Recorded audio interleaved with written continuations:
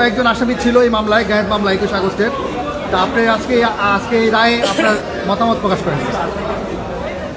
জি, অবশ্যই আমরা খুশি হয়েছি যে আসামিরা খালাস হয়েছেন। এই মামলা 2008 সালের থেকেই আমি ট্রায়ালের সাথে জড়িত ছিলাম। এই মামলার একটা দিক ছিল যেটা এখানে উল্লেখ করা হয় নাই।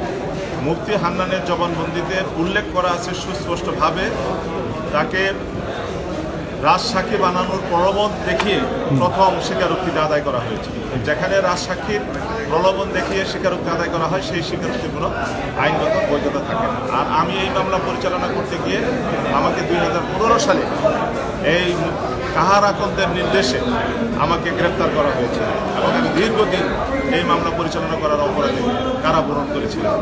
এবং এটা আজকে আমার ভালো লাগছে যে আমি এই মামলার একজন ভিক্টিম, কিন্তু যারা প্রকৃত ভিক্টিম তারা খালাস হয়েছে। আজকে আসামিদেরকে আমি বলতেছি ভিক্টিম, তারা খালাস হয়েছে। এটা আল্লাহর কাছে লাখ লাখ শুকর, খালাস হয়েছে। বিশেষ করে আব্দুল সালাম পিন্টুর মতো একজন ভালো মানুষ, সৎ মানুষ এবং আদর্শিক একজন রাজনীতিবিদ, যাকে বিনা বিচারে দীর্ঘদিন কারাগারে রাখা হয়েছিল, 3 মাসের মুক্ত হয়েছে। আচ্ছা, এটা আজকে কি গ্রাউন্ডে আদালত মামলা খালাস করলো মনে হয়? যে সমস্ত খালাস করেছে সেটা বলা হয়েছে, আমি আর সেটা দ্বিতীয়বার বলতে চাই।